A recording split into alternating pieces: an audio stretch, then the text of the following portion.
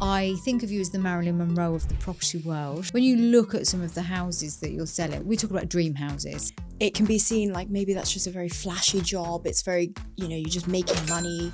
But I think fundamentally, I'm trying to build a business on honesty and that's... The minute I met you, there was this joyous energy. But I'm always super aware that beneath that often beautiful energy is quite a lot of pain for people. Mum and dad split up. Then your mum meets somebody else. Yeah, he was a very harmful individual. What goes on behind closed doors is often the most dangerous place a woman can be. He ended up taking his own life, didn't he? It was probably the kindest thing he could have done. The fact that he chose himself was probably... I think that's why he did it. Yeah, it was the only way out. I have a lot of clients that are, trying to do something, and I think they compare and they'll go, well, I've only got 4 likes, I've only got this. I'm like, but in 5 years, you might have 5,000 and it could take that long. Are you willing to play the long game? You have to be in it for the long run. With my social media stuff, again, that's putting myself out there, which, because I'm quite a sensitive soul, that is quite uncomfortable for me. Well, especially because people have historically told you to go and kill yourself. I mean... But that was the extreme level back in the day. I mean, it doesn't help though, does it? The worst ones for me are 50 plus men who seem to want to tell me how straight they are and how they wouldn't touch me with a barge pole because I'm so ugly. I mean, if that's not serious issues in themselves, the projection of I'm so straight. Yeah, I'm so straight. Are you? Oh no, I wouldn't date her. She wears so much makeup. Hi and welcome to The New Mind. Now, before we go into today's episode, I just want to ask you a big favour. Please subscribe because it really supports the channel to grow and it allows me to continue to get amazing guests and to share these incredible life stories with you. The truth is, I learn something from every single guest and I know you will too. So hit that subscribe button and make me very, very happy. Thank you so much for supporting me. I appreciate you all. Now enjoy the episode. Right, so today we have the lovely Lola. Now Lola is very, very beautiful. Number one, I know that's really uncomfortable for you to hear. Well, I'm sitting next to a very beautiful woman as well. Oh, so thank you. Thank you. That's very kind. Well, it's nice that we start off giving each other compliments because we need to do that more. But the reason I think that's something I'm referencing straight away is you're also a businesswoman. Yep. And a young businesswoman at 24 years old who is in a world of was quite exciting from my perspective anyway. You've been working with supercars and then our properties and just things that and high-end properties as well. You were even involved in a Netflix show and there's lots of really sort of glamorous, interesting things going on with the career. I'm sure it's not always that, but I think of you as the Marilyn Monroe of the property world. Well, that's one of the biggest compliments I think I've received, to be honest. She was just amazing. She was. Incredible. And probably a lot of depth to her as well. And we know some of that and some of the ups and downs of being someone like Marilyn Monroe. And I think that kind of, I know it seems like a tentative link, but it leads into actually whenever you're successful, especially at a young age, I think there's often something driving that entrepreneurial spirit and that success. And it's not always just luck or being in the right place at the right time. There's often something beneath it which is not as easy to digest as perhaps the results of the hard work, which is where we begin. And anyone that watches this show or listening to this show will already know that we always do a little bit of background before we get into the inspirational growth, transformation. And I suppose like a lot of people that are successful actually that I've met, and I'm sure that you've met, there's more pain before there's power. And although we obviously don't discuss everything in your life on this show because some of it will be private and we don't want to trigger anybody either, but there are parts of your story which are really, really interesting in the sense of what you went through, but also where you are now. So let's go back to little Lola and look at what in your where you feel safe, look at what your life was like growing up. Yeah, of course. So when I was a little girl, my mum always described me as sort of like very, very well behaved, the perfect child, she would describe me as, the one that would sit at the table and use the cutlery right. I didn't really cause many problems. I was always I would listen to authority. I didn't really enjoy school that much. I went to an all-girls school originally, which was, it was great in junior school. You have the friendship groups and then you learn as you get older, people change. And girls' schools can be very difficult. It's a very difficult environment. It was actually boarding school as well. And I was one of the only day girls. So you were different. I was different. Yeah, it was different to begin with. And it was sort of, I had some really close friends and then they sort of went to other schools, mixed schools. And, I had so much opportunity at that education, but at the same time, I spent a lot of my school years quite unhappy, in honesty. I found that the pressure of, and this comes on to my business now, I found that the pressure of staying in education and having to do the grades and doing well, it was all what society sort of wanted you to do and wanted you to become.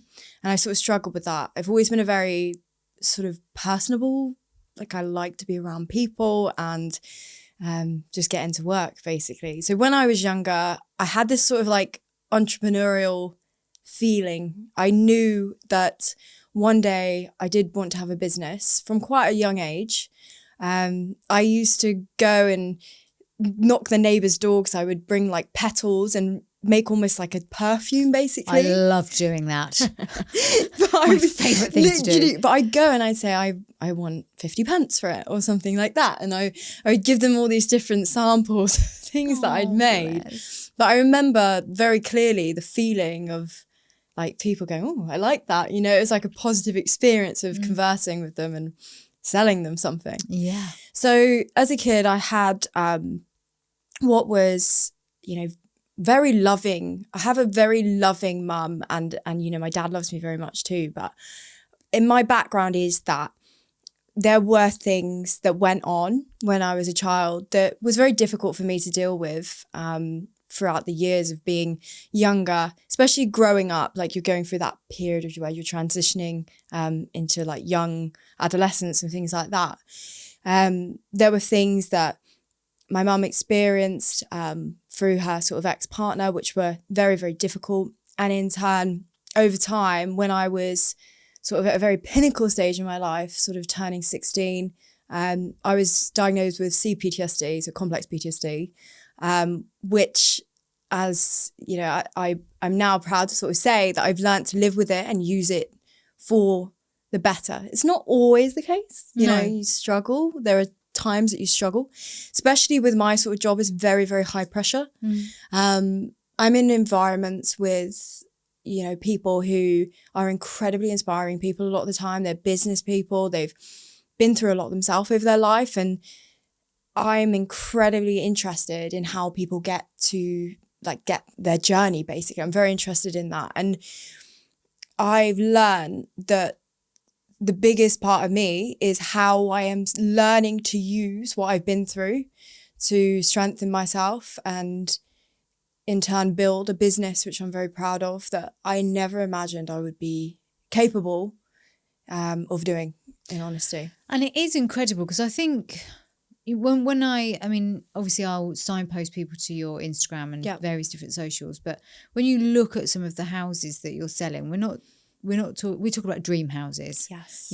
So to be at this age, like I said before, a beautiful young woman with this ability to facilitate finding somebody's dream, that's a real beautiful position to be in, but also not as easy as it looks, I'm sure, because you've got to be a particular type of person to do that job. And what you've described there with your education and then some of the difficulties that you were experiencing growing up and then being really intrigued in other people's journeys is an empathy. And I think the empathy gives you like a relational energy that people can immediately feel safe around, because empathy can be sort of, let's say, harnessed as a tool for making people feel safe, trusting you, and not in a manipulative way, in influential way Yes. to benefit the outcome. And I think that's what a good salesperson realizes. They understand that I want to be influential here. I want to have a positive influence on these people's lives, and I want to facilitate their dreams. I mean, that's gorgeous. I mean, that is my core, is honesty, transparency, and supporting people. I've always been very protective of my mum. I've always wanted to, well, I love her very much, and I've always wanted to support her in every way I can. And I think that nature, it's like, you know, I love animals, and I have this thing where I want to be caring and supportive. And in turn, in my business, I feel that I would not be being authentic if I didn't just allow myself to have feelings, even though I'm in this very high pressure industry. Sometimes you have to go, do you know what, Lola, actually cut those feelings off a little bit, because otherwise you get so involved. Yes. But it's been a massive, not selling point, but it's been a huge thing for me to have and be authentic myself when talking to clients, when doing valuations, because I genuinely care about what I do. I have clients which I would call almost friends, really. Yeah. People who I really genuinely care about. There can be a lot of money in that sale. Yes. However, to me, it's more like they can move on with their life. They might be going through something. And actually, that is what fundamentally makes me very happy. And also to see myself at the end of it going, well, okay, I did that. When perhaps other agents, I don't talk badly of other agents, never have, but perhaps they had an agent before which wasn't listening to what they needed, wasn't taking the time. You know, I've had valuations where I've been there 4 hours, 5 hours, sometimes, you know, spend a day there even, and catch up meetings where I've really taken time, because I know that makes a difference to that person. It's not just about the job of making loads of money, which it can be seen from, you know, presenting well and making sure I have nice things and presenting. It can be seen like maybe that's just a very flashy job. It's very, you know, you're just making money. That's it. That's all that sort of person will care about. But I think fundamentally, I'm trying to build a business on honesty, and that's... Well, let's face it, if it was that easy, I'd be doing your job. Yeah. I couldn't sell anything to anyone. Well, I believe I couldn't anyway. Well, I would disagree on that, but I would very much disagree. I think you are incredibly talented, so I think you could. God bless you. Well, I wouldn't know where to start, put it that way. And if I was trying to sell a dream property to somebody, I'm not quite sure that I've got the knowledge, the know-how, or the desire actually to sell a property. I think all of those things are really important. But in any business, be it mine, be it yours, or be it any business, I think... And this is something that we're losing, by the way. Yeah. It's the relationships. Yes. You know, we're losing that really important touch point, because as everything gets more digitalized, to keep relationships really fundamentally at the core of everything we do is getting more and more tricky. So in your world, obviously, you're being in the room or in the house with the person. And a lot in my world, there's a lot of that where I'm spending time with people in person. Obviously online as well, and I think that's a nice hybrid. But I think the core of your story, and I'm just going to kind of do a summary. Yeah, of course. To enable people to understand why that authenticity and that relational factor is so important to who you are as a person, not just to your job. I met you actually through Mark, who's a previous guest on the podcast. And well, you sat actually in the other room as Mark is now. And you know, the minute I met you, there was this beautiful, joyous energy. You were wearing all pink. So it was a bit of a Barbie day that day. And I just remember thinking, this is a beautiful human being. Not just the way you look, but the energy that you emit, which is very hard to feel through a camera, by the way. You have to meet someone to feel it, I think. And it was just palpable, and you're so kind, and the way you speak and the way you articulate how you feel is really beautiful. Your Instagram's stunning. Everything about you is lovely. But I'm always super aware that beneath that often beautiful energy is quite a lot of pain for people. It's not to say always is. I suppose in my job I meet a lot of people that have gone through pain. So to summarize, I think that part of you that I think just exudes beauty now. You were a child that mum and dad split up. Yes, they That did. was a difficult relationship for them for lots of different reasons, and for you in some ways. Yeah. But as with all families that go through that, you know, it's challenging, and on its own that can be quite detrimental for the child. Yes. Attachment wounds, all those sorts of things. Then your mum meets somebody else, and that person was somebody who had, let's just say, a polarizing personality. Yes. He could be funny and wonderful to be around, but he could also be very, very angry and dysregulated, and at times scary, I suppose, if you're a little girl. And it was a time when you learn, talking about your relationship with your mum, which you touched on briefly, you know, you're very close to your mum and all of these things. It was a time when you would have been aware of, let's say, being more vigilant of certain sounds, movements, and being more aware of things not always being happy. Yes. Is that fair to say? 100%. I think I became in a state, you sort of growing up, I matured very quickly. I would say I didn't necessarily fully understand my feelings at the time, but I knew that I was scared and I was having feelings within my body that I knew that I was sort of getting to a point where I couldn't express how I felt. Either I was scared. I'm talking about the relationship my mum had with somebody. I would be in a scared situation, so I couldn't express how I was feeling necessarily. Because there'd be a punishment. Yeah. Or you'd fear a punishment. I'd fear a punishment, or I'd fear aggression towards my mum. Yeah. I was never really worried about myself. I mean, even to this day, I still recall those feelings. The feelings were to literally do anything to protect her. Yeah. And even now, if I feel like somebody is, you know, talking about her negatively or she's upset by something, I feel very defensive of her, because not because she's not able to handle herself, but because there was just that relationship. It was that relationship of wanting to, I mean, in life, like you can't help everyone, right? You can't change people. And I think when somebody he would treat her very well and he was very funny, and then there were times where it was just absolutely awful. You know, he was a very harmful individual, and I don't think he knew himself, like what he was really doing. I don't think he could fully comprehend it himself, because he was ill. And this is where my mum and I are very understanding of mental illness. Yes.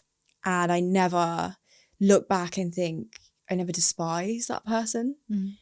There were things that he put me through which were very, very traumatic, which involves aggression, violence, words that you can't unhear. And over time, you learn to live with that. You, in a sense, sort of, it's weird. I've learned over the years now that when I'm not in a stressful situation, this is a strange thing about my job, it's very stressful, but when I'm not having those stressful weeks and things, I'm like, I don't know what to do with myself. Yeah.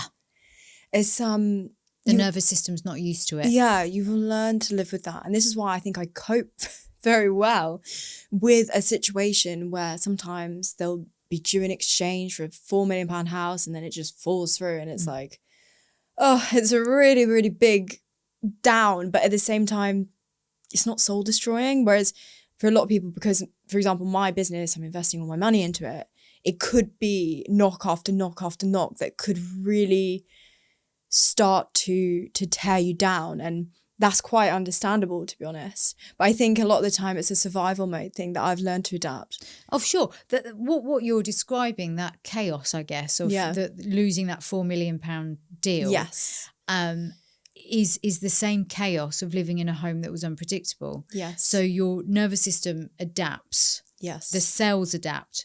The mind adapts to that environment. Yeah. That becomes your normal, and that becomes familiar, and that becomes efficient. Yeah. And that's how the neurotransmitters learn how to respond and react. That's how the endocrine system adapts. So everything in your body is, and this is why those early years are so important. And it's also important to say that, you know, we haven't got the full development of the front of the brain that does analysis and all the sort of executive function until we're 25. So we're, you know, as a child, we adapt from the inside out. We don't use intellectual conceptualization or cognitive ability. We develop the nervous system response first, and obviously what's repeated is what we know. And I always say repetition is recognition, to the fact that my daughter laughs because she's heard me say it so many times, but it's true. We just recognize through that system. So actually you will thrive, not just survive, where there is chaos. I think I do. I think in some aspects it's like you'd love the calm feeling, but then in other ways I'm like, no, I need that buzz, I need the focus, and that's why, like with my job, I feel that I use a lot of how I'm wired, in effect, how my brain's developed. That's right. To cope with things, and to also use it to just be more determined and hungry to get things done. And also I'm teaching myself a lot that what you're worried about today is not necessarily going to be something you're worried about next week or in a month. That. It's always about, and I know in sales they go, chase the next sale, chase the next goal. Yes, to an extent. But yeah, you should always have a lineup in your head where you think, actually, if that falls through, then there's the next thing. And you think about the positive next like step. It's not always reliant on one thing to sort of make you happy. And I guess that's in every aspect of life. It's not just the business, but it's like there's always another way. There's always another result. It makes me think of a very cheesy metaphor, which is a flower bed though. So instead of just having one pot and one flower, you know, you have lots of different types of flowers in one flower bed, and you can tend to them all. And you will see that different flowers and different plants respond to different environments at different times. So some will thrive and some won't. But, you know, it's about being able to look at all of our lives in whatever job or choices that we make as options, not just one thing. Yeah. And in your life, I mean, you mentioned earlier actually that it wasn't always safe to express. And what seems apparent now, and certainly then, is that your nervous system and your body reacted quite significantly to some of those stresses. And I must say here that later on, how old were you when this happened? Just so when I was around 11. 11 years old. So was this around the time that your mum had met her then partner? I think it was around the time. It was maybe a year or two afterwards, but it was around that time. So obviously he'd moved in as well, so right. So you have that escalation, the change. Yes. 11 years old. Now, important to say here before I say what happened, and then you can tell the story of your experience. We start to form ego boundaries at around 11 or 12. What that means is the individualization starts to begin of self. Where there's any form of fear, violence, aggression in the home, especially as this was in effect a step parent, not your biological father, the protectiveness over your mum would have meant that you developed like the parentified daughter role. I've got to look after her, I've got to defend her, I've got to protect her, right? That also means that there's a sort of enmeshment that happens between mother and daughter, where it's about safety and protection and fear. So in that, the body starts to, again, because it's not safe to express, the body starts to express for you, and you're not able to fully individualize as you would normally in what we would call a healthier environment. So the body starts to speak for you, and the body is probably very responsive not only to your own fears but to hers as well. I think that's it. I was developing some very strong symptoms of physical symptoms, basically, where I felt like my brain was just so full and I was unable to express that, or I was in fear to express that. I mean, my mum would always listen and reassure, but the actual matter of fact was, at the time, it was very volatile. Yeah. So one day I was there and I was watching the TV, and I remember just suddenly I felt that my back, it was almost like my back had broken in a way. Like I was in so much pain, and I got up from the sofa, and I remember I tried to walk to the kitchen and I was sort of sloped. And I was like leaning over, and I said to my mum, I really need to go to the hospital. I felt very unwell and I couldn't explain it. And then I spent sort of months in and out, them trying to work out what was going on, basically. But it was all very... you couldn't walk at one point. Yeah, I was really, basically I was really struggling. Like I couldn't move properly. My posture was fully bent over pretty much. And I had to get into the riding of horses, and it was almost like I had like physio through horses. Yes. But I found horses mentally so incredible. They're beautiful animals, and also posture wise it fixed over time. But you know, I had lots of specialists see me and scans and things like that, and you know, it was quite scary. You can traumatic. Understand it was very traumatic, but I felt like, I remember thinking at the time, well, they're trying to help. Like people are trying to help me, you know, this is positive. And there was, the attention was sort of looking at trying to help me now, because I've sort of been crying out a little bit for a long time. That don't get me wrong, there were good times. I'm not sitting here being like, oh, my childhood was awful, because actually I was very blessed in a lot of ways, but it doesn't take away the fact that I did spend a lot of time in a fearful state, which shaped, and in turn that happened basically. And I think that was, I mean, it was so, my dad as well, he was so devastated by it. It was awful. No one could quite work it out. In the end, you know, I did get into therapy, and I had a child therapist at the time, and she was incredibly helpful, amazing. In fact, I'll always remember what she did for me. I had a safe space with her. Yes. Really safe. And I think when you're a child living in a home which is more volatile, to have that space, you never forget it. You just think, wow, that was amazing. But you wish they could have done more to help you. Yeah. But there were things that, and they always say in like domestic violence relationships, the hardest time is actually leaving. So there were so many times that my mum was like, you know, she didn't want to see me in fear. But she was trying to help him, because she thought there was a way he was going to get better. She was trying to get him help, doctors trying to get him help. But unfortunately, he was never going to change. So when she got to the pinnacle of being like, right, he's going to leave, he's got it. There's this fear of like, well, he's not going to leave, because he's just going to keep coming back. Yeah. He's going to keep... That's when it gets the most dangerous. And that's when I saw in my head so many times, I played out so many events where I was like, this is going to happen. It's all going to happen one day. And imagined all these things. It was all going to end in a certain way. It was and unfortunately for a lot of people, it does end with, you know, there's a statistic, or I think a kind of a fact, I don't know how much of a statistic it is, that if a man can put his hands around a woman's neck, he can kill her. Yes. And he's more likely to kill her. And, you know, most murders against women are committed in a domestic violence situation. And very recently, locally, actually, I went to school with a girl. I won't mention names because it's a really recent thing, end of last year. I went to school with a girl, and her sister was raped and murdered by her very long-term partner. They've got 2 kids together. And, you know, it reminds us that what goes on behind closed doors can look very nice on the outside, but what goes on behind closed doors is often the most dangerous place a woman can be. That's the thing. I think, you know, you can know, and my mum knew that the way he was behaving with her and me at times was just so wrong, but there's nothing you can really do about it.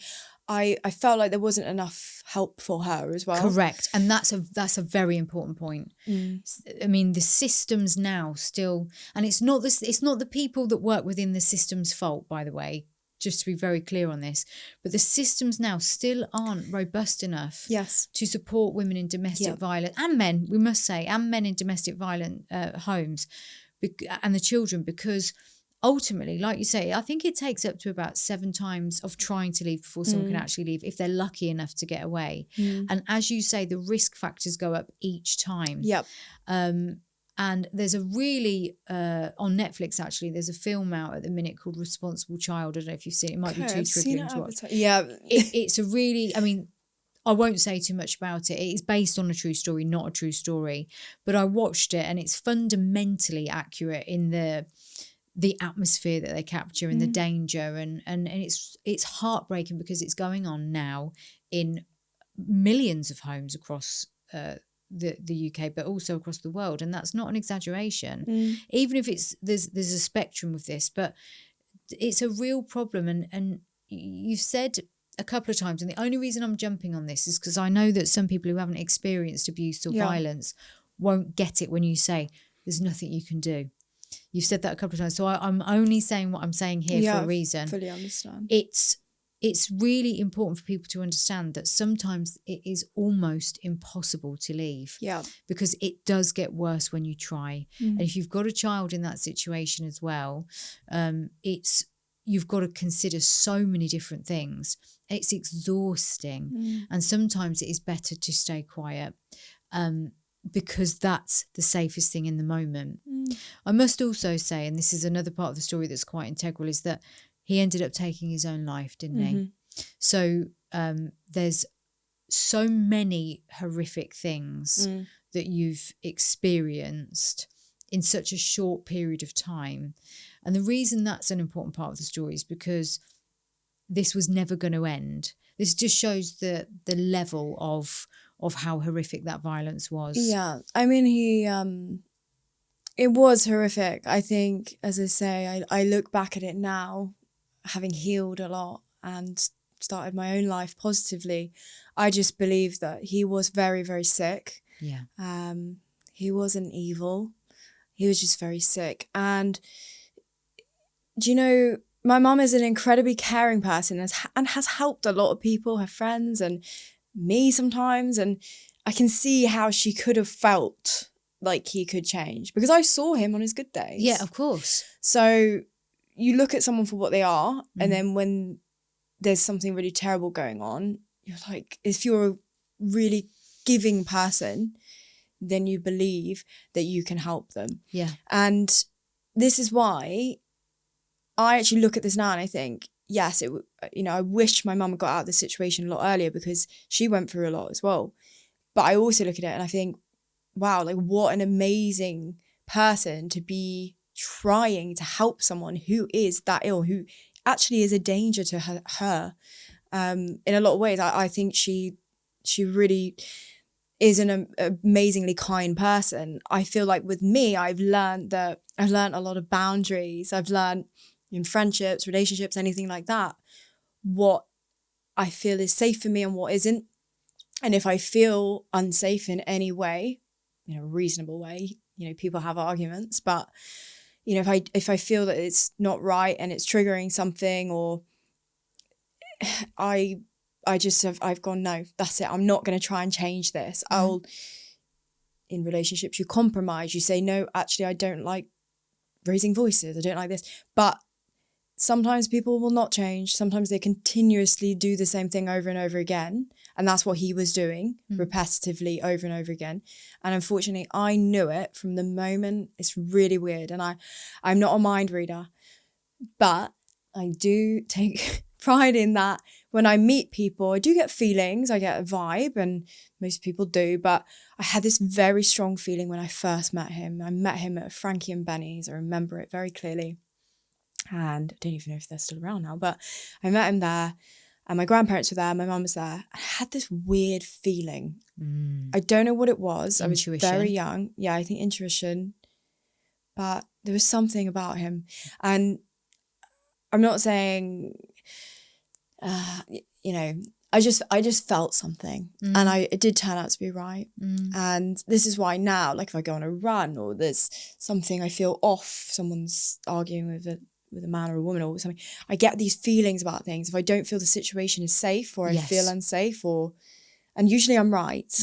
I've learned to listen to my gut, and I guess that's probably from being younger and listening to conversations thinking, oh, is that going to escalate into an argument? Or is that going to mean that actually he's going to get really angry? Yeah. It teaches you so many things that you can eventually turn into a positive. Yes. don't get me wrong. I have times where things, they come up in my brain and I'm like, wow, it's a horrible thought. Push it away. But I'm learning to push things away and also focus on what is such a safe space that I have now. Yeah. Seeing my mum happy, my dad's, he's in a good place. And like, I'm pleased. I'm happy. I feel very safe. And that's a great environment to finally be in. It's an environment I never necessarily thought I would feel. Well, I don't suppose when those things are happening, just going back to a couple of the points you've made there, you're in an environment where it's unpredictable. Yeah. Where it was severe. It wasn't, it wasn't just, and I say just as though I'm minimizing this, and I'm not. Yeah. But it ended in suicide. Yeah, and I think the thing with suicide as well is that suicide is, well, one of the most painful things in the world because it hurts everybody else Yes, as it well. does. And yeah. for that person to be in that sort of mind frame, I can't begin to imagine. I mean, I've had times in my past where I've been going through things and you get yourself in a really dark place, but to be in an actual state where you can take your own life, I mean, that's it's a darkness that you can't imagine for somebody, and I would never want anybody to feel like that. That's why with suicide and being understanding of that, never. I think some people get very angry about people who commit suicide. Yes, there is an anger that comes with it during the process of healing, because you look at it and you think, oh my gosh, like it's caused so much hurt to so many people. But also when you've been hard done to by somebody who's has been very traumatic over the years, you think, I want answers. I wanted you to change. Nobody wants any of that to happen to anybody. Wanted him to be helped. Of course, my mum wanted that. Everybody, I did.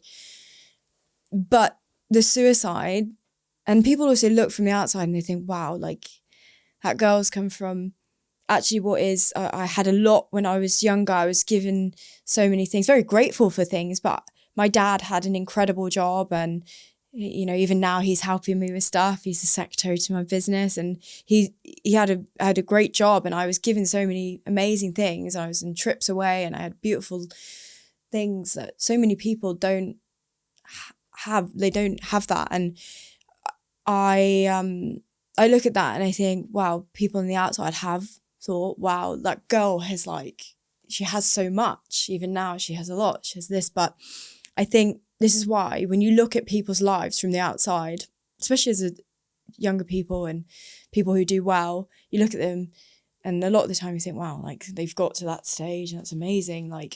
But there's also a lot of people who judge, and it's like the suicide thing. It's the judgmental of, wow, that's a heavy subject. Suicide. Yeah.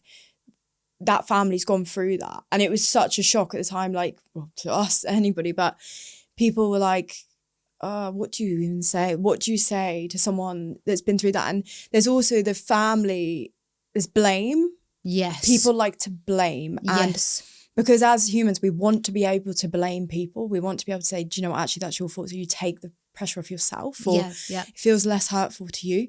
But actually, I think when you if you live through that experience and you can see the ups and the downs and, why so sadly it's come to that, there is no blame. No. Unfortunately, if somebody wants to do that, they are going to do that unless there is a serious intervention, which we tried. But well, you said this earlier, your mum repeatedly had enough empathy to keep trying. Again and again and again. And she could see he was unwell. I mean, I think this is a key point as well with violence, domestic violence and aggression. I've touched on it with my own story, which is that there is no such thing as just bad. Yep. People are human, therefore there's dark 100%. And light and, good and bad in everything. Yes. But a couple of things here is to cover. I don't know if he had official diagnoses or whether he was, whether people sort of imagined that he might have had this or that, but he clearly presented as quite bipolar from what you're saying in his presentation at least, and there was undoubtedly mental illness going on. Now, when I say this, I'm just going to say this for an education reason. And for anyone that's in a relationship with somebody that presents this way at the moment, as much as your mum wanted to help and fix, because she loved him and because probably she felt some responsibility for supporting him through his difficult times. When somebody takes their own life, this is key, they're not thinking rationally. So executive function is failing. Yeah. What I will say is, and I don't think I'm going to disclose how he took his life on here just because I don't like to go down that road. But let's just say the way he took his life, there was no way that he was going to survive what he did. Mm-hmm. So it was a definite choice to die. And the reason that I say that is because people can act in a very logical way. In order to die that way, you have to have certain things in place. And you have to be planned and there has to be a strategy. And so therefore that in itself is quite logical. But in terms of emotional and psychological, logical thinking, analytical thinking, rational thinking, that is failing. Now that usually indicates if someone isn't able to reach those functions in their own mind, that there is a neurotransmitter disruption and neurochemistry and neurobiological issues that means that they can't access thinking straight, if you like, to keep it simple. So there was clearly some problems going on neurobiologically. Sure. His behaviour was obviously a reflection of that. It was escalating as well. And it was escalating. Yeah. Something bad was going to happen. Yeah. It was a ticking time bomb. Yes. As to when and what. Yes. I would imagine at times you thought it was going to be you or your mum. That's what I believed. Yeah. I believed it would be anybody that was in his way because, as you say, the rational side of the brain, like during those moments was gone. So anybody that was in his way in that moment in time would have, that was it. Okay. So he had got to that point of destruction. Basically. Interestingly, it was probably the kindest thing he could have done. I know that sounds horrific to say, but he probably knew that himself on some level, that this was only going to get worse. And the fact that he chose himself was probably... I think that's why he did it. Yeah, because he understood. I've come to that now because, as I said, he wasn't all bad. Yeah. But... it was the only way out of the situation for him. I believe so. Because I think he probably knew that he was completely out of control. And that in itself is so, so sad. I don't need to dissect his personal history today. But what I will say is that the reason I referenced your mum trying to help and fix is that so many of us have been in a situation in our lives where we've thought we could help or fix somebody else. There are levels to this, obviously. But you can never fix somebody else. No. You can never do it. And I think you mentioned being a child, meeting him for the first time. The intuition was screaming at you, something's not right. Intuition is the highest form of intelligence. Whether you're a child, whether you're an adult, I would always teach your children, but certainly talk to yourself in this way. Intuition is the only sign you need. Yep. And if you feel meeting someone for the first time as a woman or as a man, there's something not right, but I want to help or fix this person, get out. That is the biggest lesson we can learn from a lot of these stories. Intuition, listen to it, trust it. It is your guide and it's the highest form of intelligence. So listen to it. And I would say for you, which might sound a little bit like a contradiction to what I've said, it could have been the making of you, actually. I know there's a lot of pain. You've actually gone through so much, but I actually think you're a cycle breaker. And I said this to you earlier, and this is why I say it's the making of you. I actually think there's something really ancestral and spiritual going on here, because you are definitely not 24. I'm not saying you're lying about your actual birth certificate. I feel like 35 or 40. You've got a wisdom that is within the atmosphere around you, and there's a real maturity that I think's probably always been there. As you say, you sort of grew up quite quickly. But I also think that your ability to assess your own lived experience in that way, where you could say it wasn't all bad, and it's a very mature way to look at things.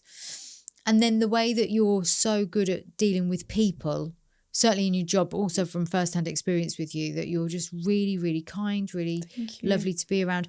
I think you're a cycle breaker. Yep. And when I say it's the best thing that could have happened, I think what I'm saying is from a collective energy perspective, not necessarily an intellectual perspective. Yep. We spoke earlier about nature and how your body just sort of regulates really well in nature, how you're really grounded in nature, even if you're sort of experiencing a CPTSD episode, which most people do when they've got that diagnosis. There are some days where it just, takes over. You're around animals, you're in nature. Love being around animals. And I also love being around, my job makes me focus as well. Yeah. So animals, job, focus, nice, happy, calm things. Yeah. So although the job can be quite stressful and chaotic, again, this is I keep using this word, the polarity. You like the buzz or buzz is a crap word, but you like the excitement in your job. You like the relationships that you form within your job. Yeah. You like the managing, the problem solving. Yes. But then you also like the natural world and very much the calm and the peace.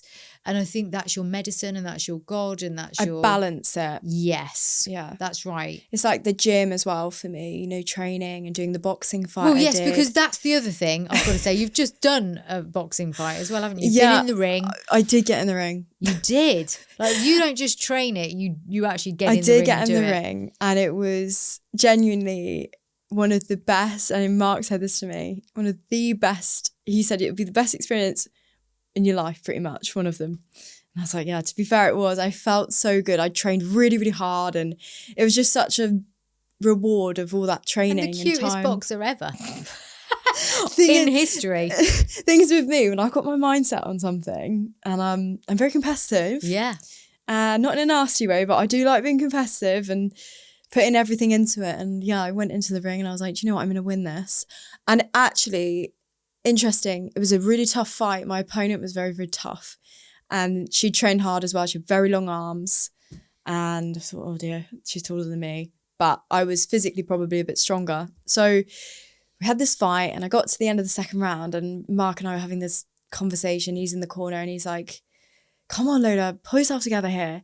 And I actually used, this is the resilience thing, right? I was really down on myself. I was like, oh, the second round really beat me. I was physically really beat me. I was like, no, come on, I've got to find some belief here. I've got to fight for it. And this is what I apply into my daily life now. I've got to fight for things. If I want it to happen, I've really got to make it work. And in the last round, in the last 25, 30 seconds, I was like, come on, you're going to win this. And I pulled everything out and I managed to stop the fight. So they stopped it and she couldn't continue. So it was an amazing feeling. Not because I'm hurting someone, but because she wasn't hurt. We hugged at the end, It was just more of a wow, like I've done this, I've achieved it. And it was mental. Yeah. It was a mental thing. Oh, and a heart-based thing as well, I think. You've got to have a lot of heart to be a good boxer and to win. Yeah. And I think that's that heart-mind coherence, actually, of just really wanting something. Probably for little Lola, actually. Yeah. Was there any of that in your consciousness? I think there was a little bit. Yeah, I think there's something about boxing. It's not the aggression of it. No. That's the thing. And Mark is an inspiration in that because he talks about boxing in the way it should be talked about. I love the way he talks about because boxing. Boxing is for building your self-esteem, it's for your training, routine, also like kids, and it helps them and it regulates emotions as well. It's an amazing sport. Yeah. And it's also a friendly sport. Like at the end, you go, do you know what? Amazing fight. Yeah. You've done so well. And you go out for dinner or whatever. Yeah. Afterwards, we went out somewhere. So with your little cane rose. yeah, Looking all pretty and cute. yeah, those were they were hard to sleep on, those ones. I bet they were. They were hard to sleep on, but yeah, I was trying to look a bit harder. Toughen up a little bit. Do you know what I mean? But no, it was an amazing experience, and I think that's the thing with boxing. It can be misinterpreted. People can look at it and be like, "Oh, it's just a very violent sport. You want to get your head banged and whatever." But no, I absolutely love it. I've got a really close friend of mine, Kat. She's incredible at Muay Thai. She's introduced me to Muay Thai. She loves it. She's got 2 young kids, living a beautiful life, lovely, kind lady. But do you know what? She loves fighting. Yeah. Listen, I said it earlier in there when I was talking to you both. One of the best ways to deal with emotion is through motion, is to move it through your body, to express it, especially for you. Going back to 100%. this, there was a time when your body, I'll say it here, I've said it earlier, but that stooping, that not being able to walk, all these scans you had to have, what's wrong with my body? Your body was expressing what you couldn't say. Your body, and all of our bodies, by the way, will give us signals when we can't either work it out in our mind or indeed have the space to speak it out. And so now when you box or when you move your body is sort of really expressing gratitude, I think. 100%. And you look great as well. And I think this is the great thing about fighting and everything else. Like, you don't meet many fighters that don't have a really good body shape, because obviously there's a lot that goes into it. Like, it's really hard work. There's a lot of training and time. And yeah, no, you're right. I think I started with fitness, and my mum used to pay for PTs for me because she could see, like, when I started in modelling, I was about 14 at the time, I decided I was going to get super fit and basically lose a load of weight. Which is the way all girls go to begin with, isn't it? Let's get as thin as we possibly can. Literally. And the gym just became like my daily, I loved it so much. But I had a bit of an unhealthy relationship with the gym to begin with. Yeah. And then over time, it was like a healing process for me. I loved the gym. Now it's just amazing. I love going. I used to sort of dread it because I was going because I had to look a certain way for modelling. This is the problem when you face it and you base it on how you look. Exactly. Yeah. But modelling, on that subject of modelling my business, now that what I do, luxury world, luxury business, I met a lot of people through modelling. I developed personal skills in ability to be able to meet lots of different people and to work in high pressure environments, to work in demanding environments, and again meet some great people. But also it was tough. Working with bigger brands, makeup brands and things like that was very tough. I've still got some acne now. I've had acne since I was probably about 13. And during that time, again, there was the pressure of that. So I think it's taught me a lot and given me a lot of lessons and taught me how to look after myself as well, though. I think modelling is you have to really focus on yourself and be the best version of you. But it can be unhealthy if you let it go too far. Yeah, I think it's interesting, the modelling thing, because obviously we all like to look at beautiful things, and your photos are stunning. I've looked at many of them and just thought, wow, you are obviously. And modelling is all about angles and as well. And that's the thing that I think most people forget is that it's not just about being pretty. You've got to know your angles. You've got to be able to hold certain positions. You've got to be able to be there at sometimes 4 o'clock in the morning. You're there all day long, looking like glowing after a 12-hour shoot, And like you say, your skin, and interesting on your skin's a barrier, therefore a boundary. And if your boundaries have been attacked early on in life, I think, again, going back to the way the body expresses, it will express it through your skin. My skin has been a big issue for me. And I say to Mark, when we're training all the time, I say, yesterday, I was like, oh no, because I had to do a video for Jeff. For it was a testimonial. Another we were podcast doing. guest. Exactly. All Jeff thanks Shadow. to Mark, actually. Mark's just presenting you with all these guests. Well, Mark's the best. So. He is. We love him. But basically, Jeff, we were doing this testimonial video, and Mark was like, right, we need to do it now. And I said, oh, I can't do it now. I haven't got any makeup on. My skin feels rubbish. And you have these days where you're just no. Yeah. So we're going to do it this weekend.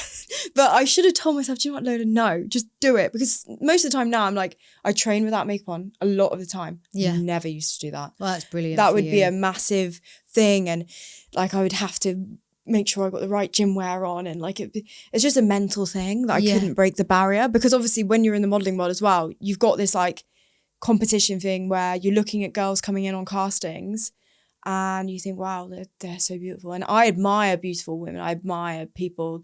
I don't have a green-eyed monster thing in me, really, because I've learned what it feels like to have jealous people. Yes. And have circumstances which it's like trolling on social media, but also in school, which has been very damaging. So you've experienced both of that as well as the a lot of it. Over the way I was you look. bullied a lot when I was younger. Because actually when I was like 12 or 13, I used to wear these little titanium glasses. I had the lowest ponytail you've ever seen.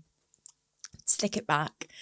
And I was quite kids go through a stage where they just put on a bit of extra weight to help them grow, right? So I was going through all of that, and then during school, like I was friends with like this really popular girl, and I was always the one that was like still go and sit next to the girls that weren't popular at the table, but I'd be looked at as like, why is she doing that? Do you know what I mean? Right. I was always looked at as like a bit of the odd one out, but trying to be in a group. I don't know. It was a strange one. And over time, a lot of my friends left. And when I started the modelling, I was very young. I was 14, and I was like, my pictures were being circulated because I went from a stage of being very innocent Lola, you look at her and think, oh, she's so innocent, and then to then doing like modelling, like doing MAC and Smashbox and NARS and things like that, big brands, which were big brands, and having all these big flashy photo shoots with fur coats, and it became like I grew into a jaw shape. Do you know what I mean? I grew into this change, but very, very quick change, and in turn there was a lot of jealousy, and there was a lot of trolling and social media based, like people creating accounts and like what to troll you? Like go kill yourself and oh my life. All this sort of stuff, when I couldn't work it out, and I still to this day don't know who did a lot of these things. I don't know, but luckily it's sort of all vanished.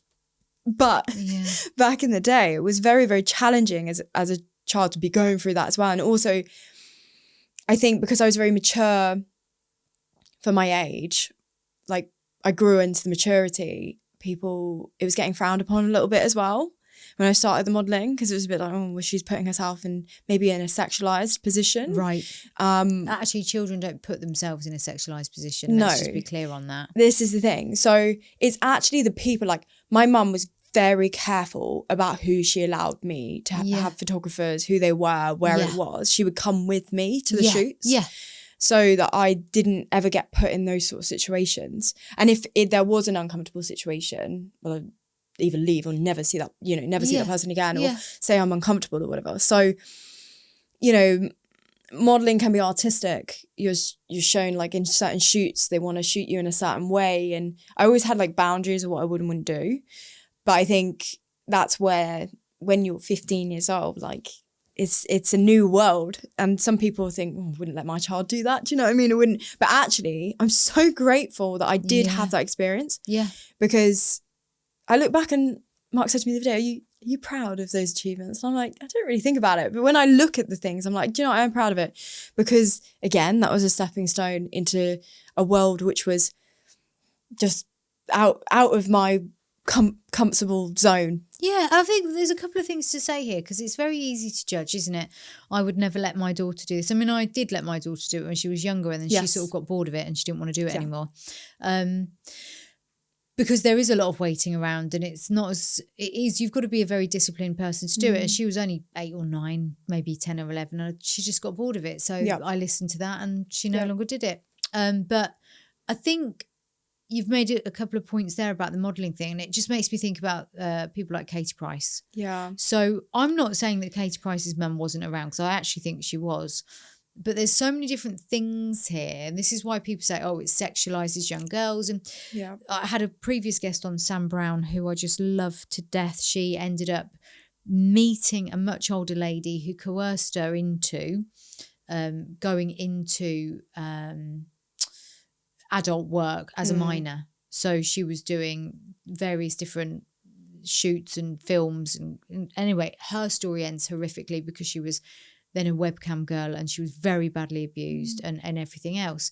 And so we hear those stories, but I think in your case, your mum was constantly there. There was lots of vigilance, and those things, like you say, if there was a sense that something wasn't right, it would be right, move on next. Yeah, 100%. And that's where, for me, I think obviously after my mum's partner died, I then decided modelling, it was a lot mentally as well. And I think I stepped back from it. Yes. I did step back from it for sure. And then I sort of found my feet doing now, obviously what I do now. This is obviously the best decision I've made. It's been really, really tough, the journey, but it's the best decision I made was to sort of step away from that. My biggest passion is the sort of marketing side, the presenting side. I love presenting.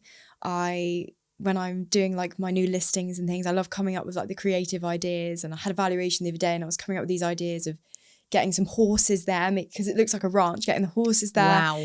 And, you know, having Mark as a gardener in the back with the tractor or something. Do you know what I mean? Like fabulous. a big tractor because it's got 50 acres. You know, he was a Santa Claus in one of my videos. So I like doing the creative videos. Yeah. I'm really into that. I can envisage things. And that's the thing with my business. I feel like, again, not slating other agents, but there is a lot of them still stuck in the old times where we're sort of like, well, whack a few pictures on, you know, Zoopla and Rightmove and hope that it's going to sell. Unfortunately, but fortunately for me, we have moved into an era where so much can be done digital. So your digital presence, your self-brand. So building that, you know, I always say to people, because like, how do you start this? Posting, getting comfortable with the camera, doing videos. Like you might feel like, oh, I feel really awkward on this to begin with, because to begin with, I was so nervous about doing the videos. And I mean, you're amazing. Like you talk to so many different people and you just flow and it comes over time, doesn't it? Yes. You adjust. But it can be very scary to start with. But if you just post things, and I used to scrutinize myself, I'd look at it and be like, I said the wrong thing there. I repeated the word twice and I delete it. But I've learned now, just post, just keep posting. Yeah, that's right. Consistency. Yes. And that's something I'm going to get better at this year, is the consistency of it. My USP with my business is the cinematic videography, bespoke, tailored service to the client, and my network. So my network is, I've grown it over the years, and actually through modelling as well. I've connected with a lot of people. So I have agents who are my connections that work in Dubai, America, like the Hamptons as well, Dubai, Portugal. So I've had the pleasure of doing collaborations with those sort of agents, like filming. I believe it's 150 million dirham villa with an incredible agent called Alex Ivagora, who's a friend of mine who works in Dubai, who is absolutely excelling over there and has done in London as well. But these are sort of people that I've sort of connected with over the years that, you know, I did a video shoot with a property in Carvoeiro, which is in Portugal. It's in the Algarve. It was based on the Millennium Falcon. So it's basically shaped as a spaceship. The floor came up. It was just absolutely unbelievable. I believe it's an aluminium base. Makes me think of the Jetsons. You're probably too young for the Jetsons. I want to say I know what that is. Well, I want you to Google it when you leave. The Jetsons. The Jetsons. Those that are old enough will remember the Jetsons. Okay. This is the house that they lived in. I'll have a look, the Jetsons. But basically, it was just this, I was unbelievable. Like, I never thought I'd be presenting this sort of property, and people were asking me to come and do collaborations with them. So that was a really good foundation, but sort of I'm spiraling into this thing about, you know, my journey. No, please do. Carry on. I'm very interested. I want that house. I mean, it was, it's just amazing. Like, I remember the buzz of coming back from that, thinking I'm building this business, I'm having these opportunities. And as I was saying about my USP, unique selling point, just to reiterate what that is the fact that the connections and the reach of my social media, the reach of the WhatsApp groups with 70, 80 plus agents who are global or very connected. They're working on behalf of ultra high net worth clients. If I have a specific, very unique property, I can just go straight to them and say, look, I've got this property. Have you got anybody for it? We do a collaboration. Again, a lot of the agents don't believe that collaboration is necessarily the way forward. They're still very stuck in the like, no, it's winner takes all. Like we're taking it. Because in America, they've adjusted to that. So America, they self-brand, your face is on boards, a bit like mine, basically. Yeah. I admire the UAE and American business model because they believe in promoting yourself, promoting like you are the brand. Whereas here it's very much, no, it's like, as I say, stick it on Rightmove, get a few photos done. Not a huge amount. I'm not talking about every agent, but a lot is still in that. And in turn, it's not delivering the service to the client. That says it all. I mean, from a psychological point of view, we know that when we buy something, first of all, when you buy from somebody who makes you feel something, they generally are very good at what they're doing, right? So it's not just a case of we're buying this product because of how you've made me feel. You've been able to make me feel that way because you know exactly what you're talking about. So when you're building your brand and people go, I like Lola because she makes me feel this way, it's not just that you're good at marketing. And I want to say that because obviously you are, and you talk about cinematography and really high-end photo shoots and all that sort of stuff. But what we're also having to say here, and I think this is vitally important, is someone who will do the work and understand the property, understand you as a person, understand their dreams, what they need, what they want, what they're going through in their lives.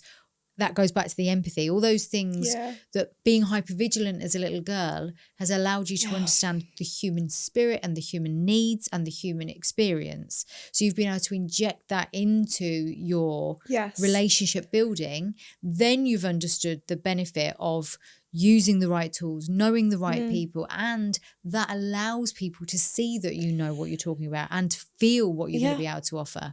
That's it. I think I had this vision when I started Prime Coastal Property, was that I was going to have all under one roof. So all my services under one roof. So for example, you have contacts with an architect, you have contacts with a fine jewelry specialist, or some builders that we really trust. So if a client comes to me, I have everything that they can possibly want connecting to. So especially in the ultra high net worth world, they want to be able to have easy access. They don't have the time to be searching for things and reading reviews about architects. They want to make sure that it's delivered to them, basically. And it makes the process really simple. It makes it an enjoyable process. And in turn, I've built up, I always use pretty much the same solicitors because I trust them. I know that they'll work on best behalf of the client. So there's a lot of things that I've considered to make the process easy, because that's the faults I saw working in agencies. And people might say, well, she's 24, like what experience has she had? And I have been asked these questions. Yeah. And I guess my background to that is that when I was 16, I was doing, I think it was law, psychology, English language and literature. And I was like, I want to be a lawyer. I'm going to be a lawyer. The entrepreneur, do you know what? No, Lola, we're not doing that now. We're going to be a lawyer. And I was letting go of all my like actual ambitions and my dreams. I think it was obviously what I was going through probably. Yeah. And then I was like, no, I'm going to give it all up. So actually there was this like up and down. And then I got this offer to do a work experience while I was at college. And I went to a really well-known local firm who's been around for years. And I went and worked for them. They gave me an opportunity. They said, look, we've got actually an opening, like we have a job opportunity. So I thought, let's just take it. It might give me a focus, and why not? I like people. Let's see where it goes. So I worked with them for, I want to say like 2 and a bit years. That was sort of low to mid-market. Got my feet in it. I sort of learned on the job, I would say. I realised it was tough, but I learned. My biggest thing was, again, repetition.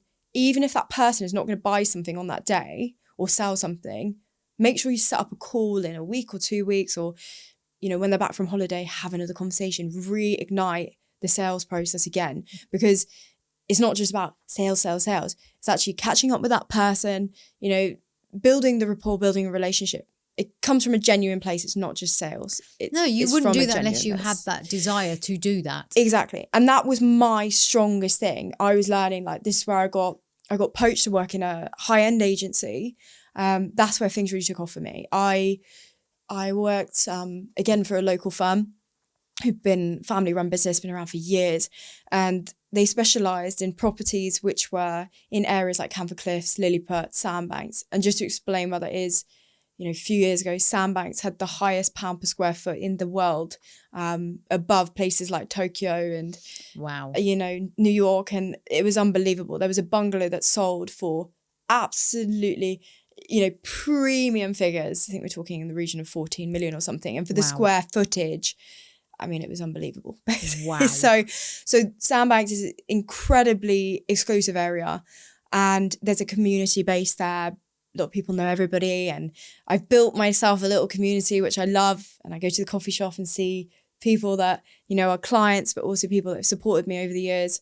And it's great. But during that time, I was building up that system of people I needed to know to develop my skills, and working with developers. And there was a development locally that I sold, I want to say 16, 17 flats, maybe 20. It was something like that. A lot of flats in this development. And I got the swing of it. And I was like, wow, I'm really loving this now. Yeah. And that's where my drive was just, I was seeing how well I'm doing. And my drive was like, okay, I want to be the youngest agent in the area to have sold something at serious money. And I set myself a mission. I was going to sell something at serious money, get a nice bit of commission. And there was a client from London, and they said to me, right, we want a family home. We want it on the waterfront. Bearing in mind, there were properties that had been for sale for over 6 years that hadn't had any offers because they were over, 5 million, and the market was still a little bit slow. They said, no, we've got this budget. This is what we want. So I introduced them to a property we had available, and they made an offer. It was a great offer. And we had the deal all tied up. I set it all up myself. I was just 18. Wow. So I did the viewing. Just 18? Just 18. It was like one of those moments. And, I've got to thank, at the time I had a boss who put me in the position, trusted me to do that, in fairness, gave me opportunity. So I was there, did the viewing, and I came out thinking, oh my gosh, I can't believe I just done that. Like, these people, it was out of this world. I know, looking at it, they're just people, they're lovely people, but at the time it felt really crazy that I was there doing this viewing with the potential to earn thousands. Yeah, because at that age. I won't ask you that question directly, but we're talking quite a nice percentage. So yeah, we're our percentages range depending on the amount that I'm investing into it and the work that goes into it. Sort of percentages are ranging between sort of 1.25% and 1.75%, depending on, as I say, how much work is going into that. So when you're selling those sorts of prices, it's not a lot of money. Yeah. You're talking on £1 million. If you're looking at sort of 1%, it's obviously 10,000. Things and those sort of properties in the area go pretty quickly as well. So you're looking at, it's good. And so yeah, we did this viewing, went back, and I said, oh my gosh, I think they're obviously making an offer. I got the deal tied up. Within 2 days, somebody had come in and gazumped, I say gazumped, which basically means gone above what they were paying. It's been on the market for 6 years. Unbelievable. It was just the craziest thing. And people like that, I call them unicorn buyers. They don't come along every single day. Yeah. They were ready to go really, really quick.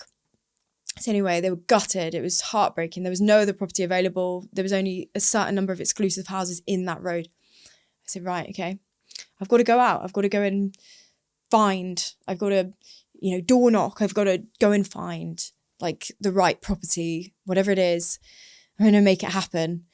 Because I knew the money was there, the people, the emotion was there. I got to find the product. So I managed to find this house. It was on a plot of land. It was a house, you couldn't live in it. Basically, it was a full knockdown. And they said, you know what, this is even better, Lola. We're even happier here. This is the dream. Basically, the house they were going to buy was it had a sort of a jetty, whereas this had a beachfront. So we were onto something here, and I was like, oh, this is amazing. And I managed to make that client who was selling it a huge amount of money. They made a huge amount of money because they were willing to pay. And to be honest, the market had gone up, obviously. It was right for the value. And they wanted the product, so they were willing to pay for it. And they were very happy. He was happy. And it was sold off market, basically. And the deal was just, about 5 million. It was amazing. It was done by the time, obviously I was still 18. And that's the most remarkable thing about this story. I mean, actually, probably the beachfront.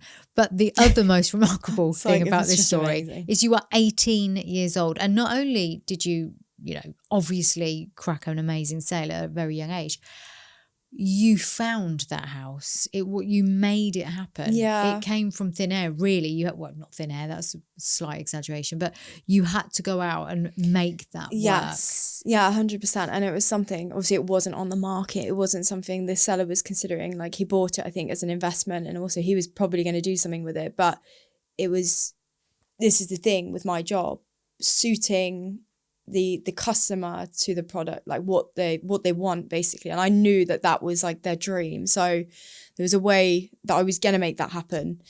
And then obviously we hit COVID and we went through all of that, and that was just awful, because it just affected so many things. And yeah, it was challenging. And then, you know, it wasn't all singing, what's the word? Like, it wasn't all amazing working, you know, in companies, because actually there were a lot of things that I was reined in on. Like, I wanted to be creative about marketing, and I wanted to, there were things that were lacking for me, for the client service, for the client, that I wanted to put in place for my business. So that's where I built up this thing in my head where I was like, you know, I was becoming very unhappy actually in where I was.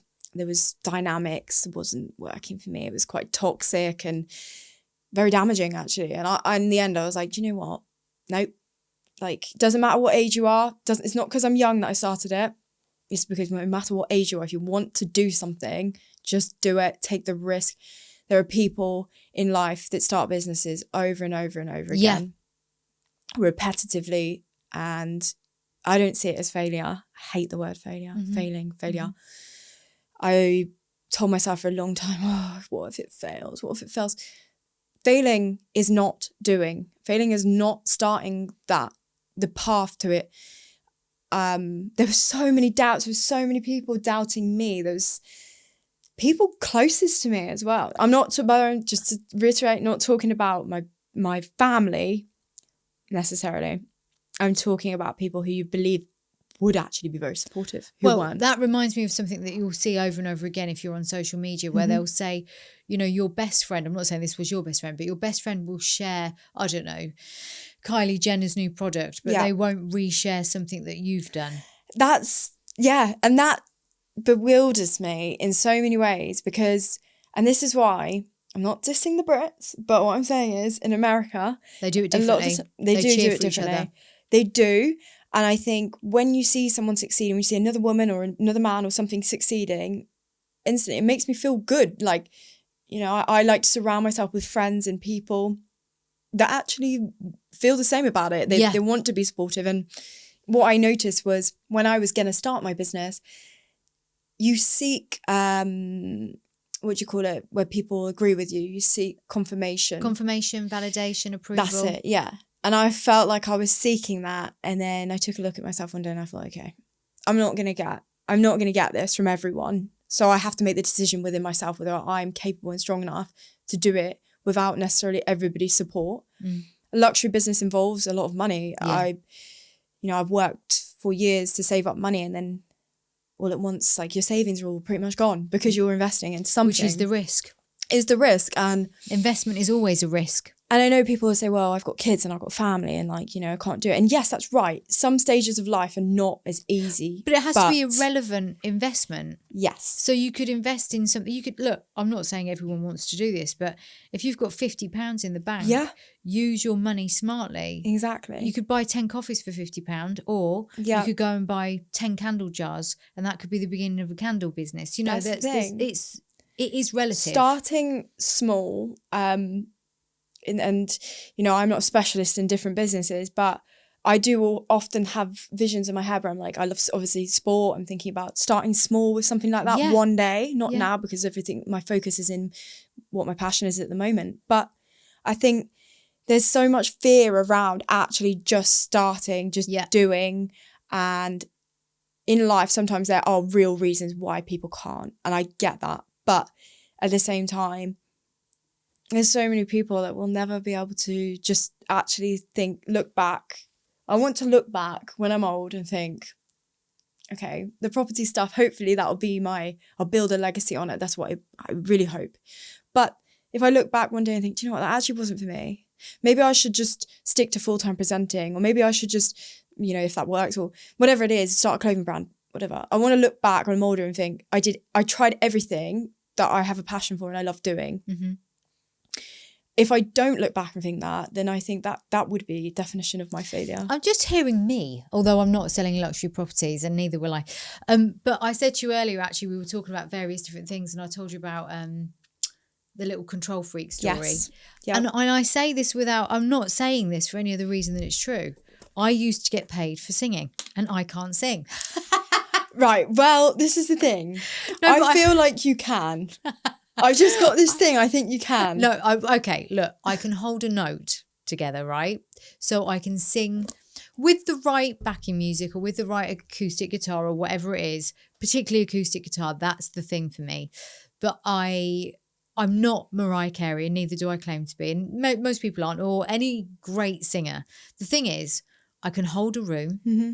I'm good at presenting. So I'm good at making it more entertaining than the average singer. Yeah. And it doesn't sound awful, okay? It doesn't sound amazing. It's very middle of the road. Yeah. But the thing is, I wasn't scared to try. And actually that little business, which was started off as me hosting karaoke's and discos and all that sort of stuff. And then I ended up singing because people would never sing on the karaoke to begin with until they'd had a few to drink. So I ended up singing, and then people were like, why don't you just go and sing? Because you're doing half the night anyway and you'll probably get paid more. So I did that. And then I ended up doing children's parties. Oh. And it just all sort of this little entertainment business I'd happened. love to do something like that. It was so much fun. Yeah. I made those kids' parties like, Butlins. I don't know if you've ever been to Butlins. Yeah. But basically the red coats at Butlins, I became one for 2 hours for a kids' party. Did you? A real mixed bag of entertainment. Yeah. And it was something that was different at the time because like you were saying there, I will always see where the gap is, not just where the opportunity is. So, okay, people want a kids' parties. Well, I don't just want to be the DJ playing the songs. I feel like the kids want the interaction. Yeah. It was like the Pied Piper. I'd have all the kids following me around because I really made it much more interactive. Well, it's that, and I think the energy as well. The energy. You have a good, beautiful, kind, amazing energy, which I'm sure, like with kids and well, anybody, I can't see how anybody can't warm to you, to be honest. I think I'm almost the same with all people, whatever their age is. They could be 96 or 6.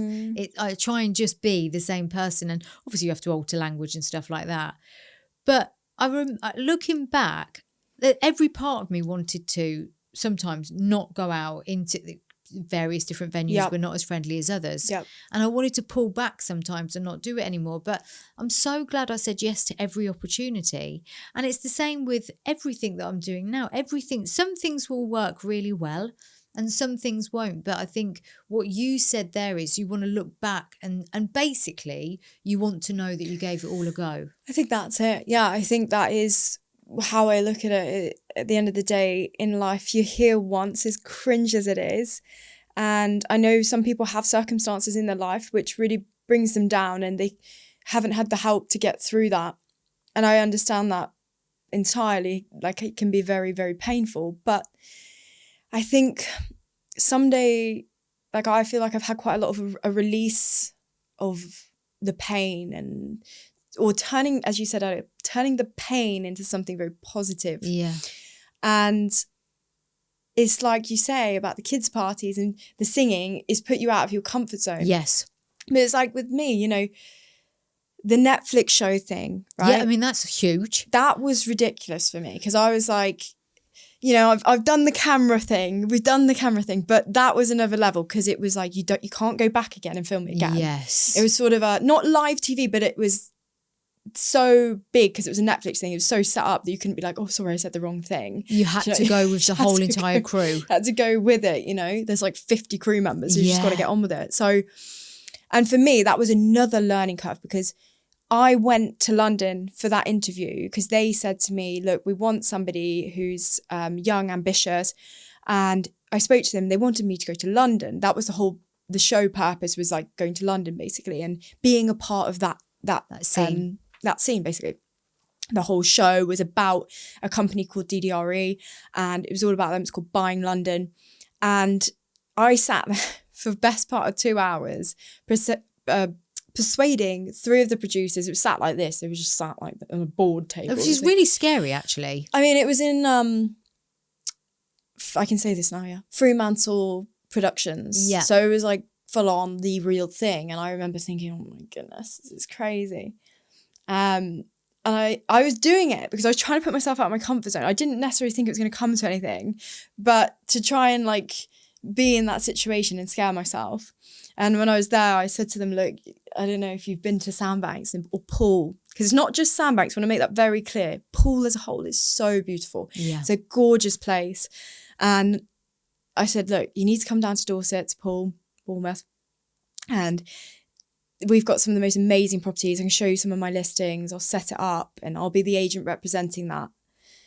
And I didn't hear from them for a while, but they were very interested and they asked me a lot of very hard questions. I remember sitting there thinking, oh gosh, asking lots of, statistic questions. Sales have I done? It was very intense. And I came away feeling like, oh, that was exhausting. And then I got this call and they said, look, we really like you. We want you on the show. And I knew I was going to start a business. So I didn't necessarily, my vision was not to be a part of their team. Yeah. Because I knew that I wanted my brand. I wanted to build that. And they said, okay, we're going to come to Sandbanks, but you've got to set this up. So you've got to get all the forms signed, like all the non-disclosure forms and the, you're happy with filming and like getting people to agree to things and interior designers to come in. It was so stressful. Oh, my life. It was very, very stressful, but we got there and now you know how to do it, by the way. Exactly. I know how to set that all up as well and like have to act as the leader in that regard. And like, I had a local developer, Cullen Homes, who were really helpful, very kind. We showed one of their incredible properties and they were amazing to help.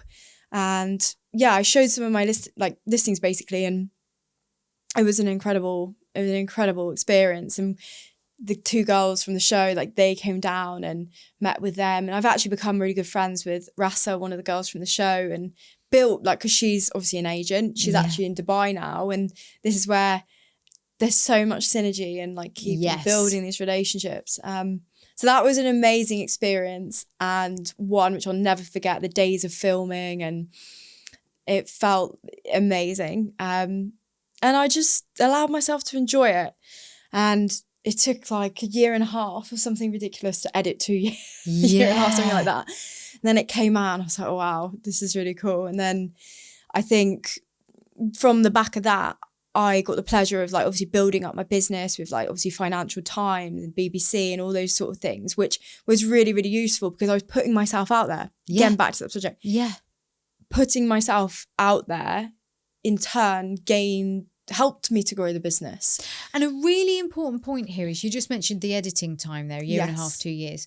Often people think they'll look at your page or they'll look at my page or they'll look at anybody else's page and go, well, it's easy for you because yada, yada, yada. Yeah. And they'll find a reason that it's easy for us. Yeah. I've had my Instagram page since 2012 or 2013. Yeah. That's a really long time. So what that means is that the consistency has obviously increased recently. And I do still look after that page myself, by the way. That's remarkable. Your page, genuinely, I said to myself at the start of this year, New Year's resolutions, be like Ella. No, I'm serious. That has to come with some sort of like, but. No, there's no but. There's the consistency, building your, like, because your brand, what you've achieved is incredible. So building that, and that again comes back to this subject. It is about the consistency of it. It is, yeah. It is. You've got to know who you are. Yeah. But also there's a real long plan with this because even if you're consistent, and I say this to people because I have a lot of clients that are, trying to do something. It might, it could be in the well-being space or whatever. And I think they compare and they'll go, well, I've only got 4 likes. I've only got this. I'm like, but in 5 years, you might have 500 or 5,000 and it could take that long. Are you willing to play the long game? Because when you have your own business as well, as much as it's impossible to think you're 24 because, your understanding of not only that your own business, but your understanding of the process and life and all of that is again, belies your years. But anyway, the point is that you have to be in it for the long run because there will be times when you're unwell. There will be times when life happens where you drain yourself of money investing in different things, where you doubt yourself.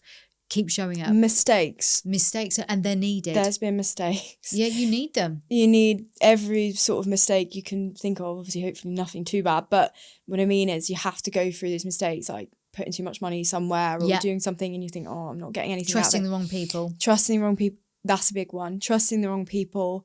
And then you learn over time. It's good to have gone through that, but you learn over time like what not to do or what to avoid. Yeah. And I think like with my social media stuff, you know, again, that's putting myself out there, which because I'm quite a sensitive soul, that is quite uncomfortable for me. Well, especially because people have historically told you to go and kill yourself. I mean, but that was the extreme level back in the day. I mean, it doesn't help though, does it? When you're feeling a little bit cautious. This is the thing. There's people everywhere that just don't want to see you do well. They don't want to see people do well, and they might not even know you. Yeah. But they look and this is where if people watching this will start a business or something, some of the hardest days are the ones where you start doubting yourself and you become like you it's like a demolition on yourself because you start coming up with all the things people have said or these thoughts come into your head and you purposefully look at comments, so you purposely look at stuff. You do, yeah. And it just makes it worse.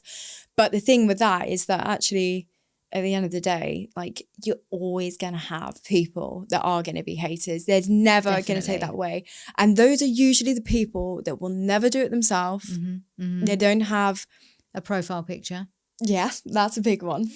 Or it's a cat or a dog. Yeah, fake followers. You go through all these things and you think, it's odd. You don't know who they are, what they are, where they are. Do you know who I find is the worst one? The worst ones for me are 50 plus men who seem to want to tell me how straight they are and how they wouldn't touch me with a barge pole because I'm so ugly.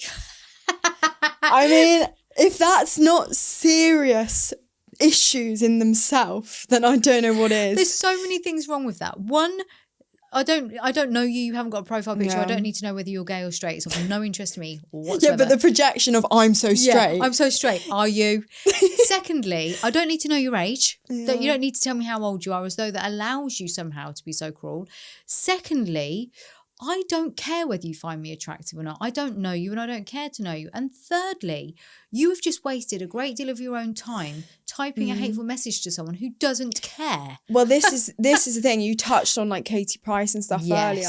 Obviously, she gets a huge amount of hate. And it's so sad because we said over there, she is so poorly. And I mean this with respect to her, by the way. I'm not trying to say, oh, look how poorly she is. I think she's amazing. I'm going to be honest. I think she's amazing. She's been through so much. I've never not liked Katie Price. I think she's funny. I think she's intelligent. I think as a businesswoman, although now obviously struggling due to different addiction issues or whatever she's had and trauma and all of those things, but she is an amazing individual and clearly suffers with one thing or another. At the moment it appears to be, and I won't talk about it too much, but it appears to be around her presentation physically more than before.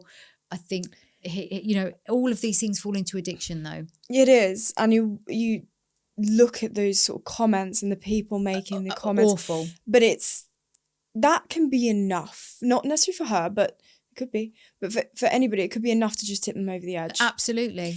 You don't know what somebody is experiencing in that moment in time. Well, going back to what people were saying about you at school and then trolling you, your history. I was going through a lot as well. Yeah, I was going to say, your history and what you were experiencing at that time, that is just diabolical. And they don't know what they're doing when they do that. And this is where it becomes a societal issue. Again, it comes down to regulation on social media, which is incredibly difficult. But at that point in your life when you would have been receiving all of those messages, you were suffering the most. Yeah, 100%. And I think that's why it cuts me so deeply. And that's why I get so angry when I see these things online of people being so horrible. And I mean, I've learned to deal with that sort of abuse online because it's going to happen. I'm putting myself out there. I mean, I've had features on, some massive like newspapers and things like that where I've had so many comments. If I really read them, there's thousands of comments and things. Oh, what does she know? Some blonde bimbo, like, oh, if I lifted her dress up a bit more, that's what, Disgusting. I've seen so many things that it doesn't make it right, but you learn, you know what?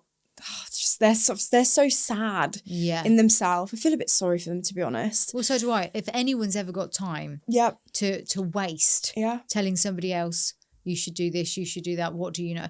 You just end up thinking, okay. I feel sorry for them. Yeah, why don't we all just take a break and learn where to direct our energy a bit more efficiently? Yeah. But the thing is, and I always use this phrase, and everybody else uses it too.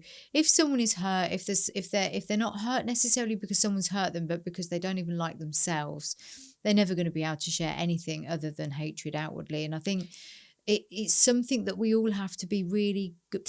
When the other day, I said to you earlier, I delete a lot of the negative comments because I don't like to attract it. I'm not going to engage with it just so it keeps the algorithm. Because a lot of people like to keep the good and the bad, to keep the comment section looking good. And I just delete it. And I find more often, and this is just to be really, really clear, people have got a weird obsession with my lips. It's the strangest thing.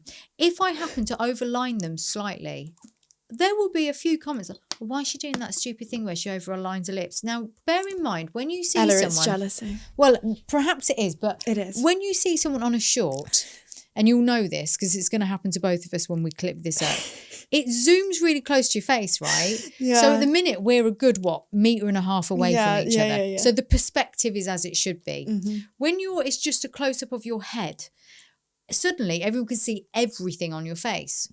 So every dark shadow, every wrinkle, every overline that you didn't even notice yourself when you were doing it because you might have been in a rush because you're a really busy person and putting makeup on. I do for the camera and I want to get it as close to right as I can. I'm sorry. I'm going to speak to the camera. Sorry to the people that have been offended by my lip liner. I can only apologise for the distress that I caused. This is, again, as you said earlier, they're taking that time. To even care. Why do you care about my lip liner? Why? Well, I will say it looks very good. And also, I bet it wasn't even overlined. Even if it was, who cares? Yeah. This is the thing. If you've got nothing, my mum always said this to me. Well, 2 things. If you have nothing nice to say, then don't say it. So yes, number one. Thing. Number 2, she would ask me the question in life, what would you want to be out of rich, funny or kind? Aww. Rich, funny or kind. Something like that. Yeah, rich, funny or kind. And I would always say kind. Isn't it funny that as you say that, one of the kindest men in the world, Mark, is coming down the stairs. He's coming down the stairs. It was like the alignment. Well, you don't need to be because it's okay for you to be here. It's all right, Mark. It's okay. No, he is one of the kindest people. He's done so much for me. Like, and for so many people. And I will sing his praises, until the day we die, because I tell you, he's an amazing person. He's lovely. And this is the thing, is he reminds me all the time, I have so many beautiful people around me. Yeah. And you are one of those people around you. The kindness in you I is feel obscene. Like today has been a very emotional day for me. So these compliments are, I'm pulling weird faces, but it's because I'm like, do you know what's weird about compliments? And I'm sure loads of people find this, but they do make you feel a bit uncomfortable, but in a good way. It's just a very positive way. Yeah, I say that to people all the time. I don't know what it is as a woman. We're almost more, speaking about the lip liner and all those men that seem to tell me how unattractive I am. I think the funny thing is that we're more comfortable with that than we are a compliment. Well, exactly. Have you seen that thing? Back to that thing. Have you seen that thing where there's a man sat on the sofa watching a Victoria's Secret fashion show? No. Of all these beautiful women, right? And he's sat there and he's like, oh, she needs to lose some weight on her thighs. And he's like sat there with his his big pizza and his beer and stuff. And nothing wrong with that, by the way. But what I'm saying is there's so much judgment in this world. It blows my mind. And the other funny thing on this while we're going into people judging, I wear, especially on camera, a significant amount of makeup. I've got no shame in saying it. Yeah. And when you've got, people can't see how bright these lights are, but they are bright, aren't they? They are bright. Yeah. And you'll know from working on sets. Yeah. You've got bright lights on you, so you do have to put a bit of extra makeup on. And I wear makeup daily anyway. I always have since I was about 11. And I feel like makeup for me is, it's cathartic, number one, because I find it quite creative. And it's also been, if I'm being honest, from being very young, going through what girls like you and I go through, it was a bit of a mask, if I'm being honest. It was to put something on where underneath I didn't feel okay. So I guess it's always been there as a defensive barrier. I spoke about the barrier with the skin and the boundaries. There was something about putting a face on that made me able to just click into action, a bit like a character, I guess. I feel the exact same as everything you just said. And I don't think a lot of men understand that, actually, and maybe some women as well. So anyway, it became a bit of a character and a therapeutic thing that I would do, a cathartic thing, a ritual, if you like. And so I do it now, and it's just part of my routine. And I personally, and this is not to say, I mean, some women out there may be able to wear no makeup at all and look absolutely stunning. And I love those women, and more power to them. I feel, this is just my own opinion, I feel I'm not that woman. It's how you feel. Exactly. And that may be an insecurity, by the way. Yeah. I'm okay for people to go, oh, she's insecure. Okay, maybe I am. I'm not perfect, but I it's don't profess valid to be. that It's you valid. feel that way. Yeah, I don't have a problem with a smidgen of insecurity. I think it can be quite humbling, actually. But the point is that you get these people going, oh no, I wouldn't date her. She wears so much makeup. And I think, okay, so the girl, let's just say, I don't know, Kylie Minogue, right? The girl that you're looking at that you think looks supernatural has been in the makeup chair for 55 minutes before you saw her on camera in front of the bright lights, which just means it looks like she's wearing less makeup than what she actually is. And all the girls that they idolise and had on their wall, you know, their posters of Pamela Anderson, who I love, by the way, and all these other blonde beauties with big breasts and, you know, gorgeous eyes, they also happen to have a lot of makeup on. And the girls that you think look natural are wearing makeup that looks natural. There are very few, and I'm not saying there aren't a lot of them, there are very few women that haven't had some form of tweaking. If it's not makeup, it'd be Botox. If it's not Botox, it's filler. If it's not filler, it's a facelift. If it's not that, it's hair dye. If it's not that, it's eyelashes. If it's not that, it's nails. And by the way, I do all of them, and I don't care what you think. That's the way. You've got to live your life. I think it's so damaging for young girls though nowadays, and young guys, by the way. There's a lot of damaging things for them as well. But I think I can relate to the girl side because, you know, when I was younger, as I say, like makeup, like you, became a mask. I'm putting makeup on because it's making me feel better about myself. Yes. Or it's distracting me. I'm the same as you. I do makeup because I like designing different things, different colours every day. Like I have friends who are like, I'd never wear eyeshadow. Do you know what I mean? They're like, you wear a lot of eyeshadow, but it looks really good on you, Lola. I like it, but I couldn't see myself wearing it. So I'm just very creative with makeup. Me too. I love it. I love it. And I think I've learnt to love it. But back in the day. Back in the day when I was 19. Back in the day. Back then, I saw it more as, it wasn't really as positive. It was more like a mask. And I think that's... Yes, I hear you loud and clear. It did feel like that for me at the time. I think nowadays there's so much expectation, especially with social media. And I know this subject comes up with things, but it's a very real thing that you look a certain way. And I am not an angel on that. You know, when I do videos, I make sure I'm really well presented and I doll myself up. But that is a part of my job. And it's okay if you want to dress up. I used to dress up when I was a little girl. And you probably did. I used to have a little dress-up box. And, you know, you see little girls wearing their little fairy dress or their little princess dress. They've got the lipstick on and blue eyeshadow and their little crown. They're allowed to do it then. But if we want to dress up when we're 47 or 24 or any other age. Hold on a minute. Are you 47? Yes. Ella, no, sorry. I did not know that. I promise you, I did not know you were 47.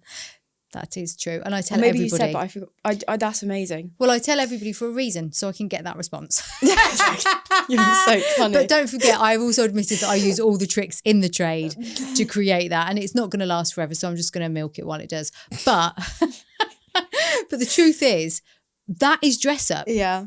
So everything I am, and Dolly Parton, I've said this to you last time. I love Dolly She's my hero. Same. She never stops dressing up and she doesn't apologise for it.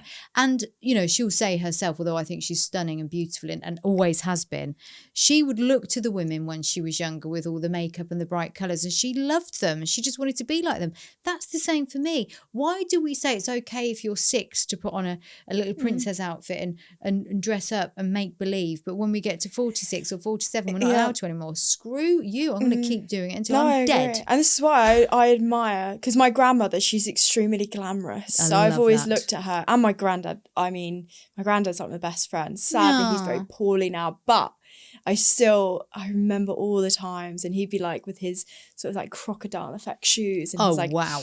purple suits and white trousers, and like Fabulous. he was so flamboyant, but in such a just an amazing way. It was like he always made effort. And my grandma's the same. They coordinatingly would dress. Even now they still do. And he's sadly now in a care home, but she sees him every single day, spends pretty much the whole day with him. Aww. It's true love. That's true love. Yeah, it is. But the art of getting dressed up, and also when you put makeup on and put a nice outfit on, it does make you feel good. Yeah, it does. That's another reason why I love my job, because actually I can make myself feel good in that way as well. And like you said, going back to the luxury houses, luxury houses need a luxury presentation. Yeah, correct. And that often is the person presenting the house as well. And we like to look at beautiful things. Yeah. And everybody's perception of beauty is different. Some people might want a cottage. 100%. Some people might want the Jetson house that you spoke about in Portugal. Which, by the way, I do both. I do have divisions within my company. So it's not just the luxury. Oh, I would imagine that you're very multifaceted in what you look at. Everybody is the same. You treat everybody the same. Yeah. That's a big core value of mine. And like, a lot of people, sorry, I interrupted you there, but that's fine. This subject is quite interesting. A lot of people say to me, oh my gosh, Harry Redknapp lives right next to you, and you deal with footballers and you deal with like really wealthy people, like how does that feel? And I'm like, well, they're all people. Harry Redknapp is such an amazing person. He's the loveliest person ever. Sandra's very glamorous, talking about glamorous. Yes. They're lovely people. And yeah, it is a bit surreal, but at the same time, they are people. And it's like, I can go to evaluation, £150,000, which is a lot of money, just to put that out there. People work very hard to save up money to afford things. And then I go to evaluation at 12 million or something, or I've got something on in the British Virgin Islands at 39 million at the moment, which is just amazing. But you look I'll at buy it. Not saying one day. No, one day, please. It's just amazing. It's like a haven. But no, what I'm trying to say is, I want to make sure that I keep the consistency through everything, because I've been taught by my mum to be grounded, to be humble, to be grateful, to be kind. Yeah. So no matter who, where, what, like I want to live my life on that basis and not judge people by, looking at them or whatever. That's one of the worst things, judgment. I don't understand. I mean, obviously we all judge within the first 7 seconds, but then the executive function kicks in and we remind ourselves that this is a lovely person. And, I think that sometimes people will overdress or underdress for a reason. And going back to what we were saying about makeup, sometimes the opposite is true, where someone underdresses for a reason as well, or doesn't take, a lot of effort with themselves, whatever. So that's got nothing to do with the soul. And we spoke about this earlier. And I think this is a really good place to draw in all of these aspects of yourself. I can talk for hours. Me too. The pair of us could be here all night. We are talkers, that's for sure. We love a chat. That has definitely been decided today. But the soul thing is so important. Yeah. To summarise, I mean, okay, I'm going to do a summary and then I'm going to let you wrap it up. You have been in this 24 years of your life a model. You've also now got this amazing career selling these luxury houses. You've also done some presenting. You've been in a Netflix show. You've done amazing things with some amazing people, building your networks, doing your cinematography, all this stuff. It's pretty big, right? And then we go just back to the beginning, this little girl that was growing up with a lack of being able to express her needs, a lack of being able to feel safe, a lack of being able to get the right help, whose body shut down on her, who through the power of the horse finds her posture again, and then nature becomes that calm tranquility for you where there's a lot of chaos. There's a lot of loss, there's a lot of lessons, and now there's a lot of growth and a lot of greatness. And this wisdom, I keep forgetting, and I'm mentioning your age for a reason, the wisdom and the determination and the passion and the moral compass and the empathy and the kindness that you have, it could have been a very different story. So there's something really fascinating about your personality, your temperament, the way you operate. And also to say the age thing is to say, I kind of think it's really important for girls of your age, women of your age, and young men of your age as well. Regardless of where you come from, I know we talk about money sometimes, and again, we're saying it's relative. That's why I mentioned about the candle jars as opposed to buying the coffees and all those things. If you've got a dream, and this is what you facilitate for others, you can go for it, and you must go for it, because life is really short, and we don't know how long we have. Timelines are, age and when I'm 96 or when I'm 54 or when I'm this, we don't know. So you've got to do what makes you feel alive now. Yeah, 100%. You can't change the past, you can't guarantee the future, but what you do right now is always going to be where you feel alive. That's how I have learned to be fully content, pretty much fully content with myself, is that I look for the positive in even some negative things. I try and look for the positive. And I also am just doing what I want to do. And I'm not listening to anything that's, really negative. I just think people need to live. People need to enjoy life and laugh. And I love hearing other people happy and seeing other people happy. And yeah, it's a great feeling. And I think everybody deserves to experience that. And in this short amount of time, relatively speaking, we wouldn't have been able to cover every element of your story. There would have been more downs than we could have investigated today, because I think we really wanted to focus on the transformation today. We had to start with the story, but we had to focus on the transformation. Yeah. And I just want to say for all the listeners that in every story that I have on this podcast, there's always about 10 years worth of stuff we could have said. And I'm sure in your life, if ever there's time or the desire, you will talk more about some of the lows. But I want to personally thank you for being really open about some of the painful stuff that you went through. It's really hard to talk about some of this stuff because it did end in, a tragedy. It's tragic for everyone involved and still very painful, I think, even though time's gone by. But to be able to turn that into the character that you are today and to be able to show others how you can do it too. This is not exclusive to Lola or to anybody that does great things with their life. This is the human spirit in action. And I think you're really, really courageous, beautiful, warm, kind, lovely girl. You're gonna make me cry. I'm on that edge. I'm on that edge. She's now. on the cusp. I'm on the cusp. Keep so going. Just hold on a minute. I just gotta do a bit of a flutter. Do you know what I mean? That's thank you. That's really profound.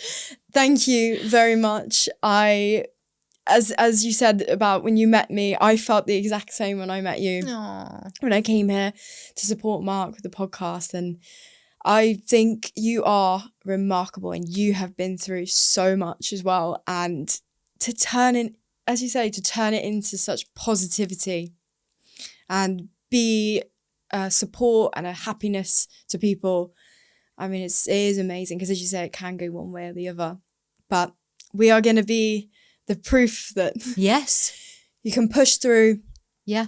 And you can become, as cringe as it sounds, the best version of yourself that you may not have believed to be possible. It's absolutely true. And by the way, today there will be people, and there definitely will be people that may have gone through something similar that are actually stuck in a bit of a rut. Yes. In their own pain. Very, very understandable. Yes.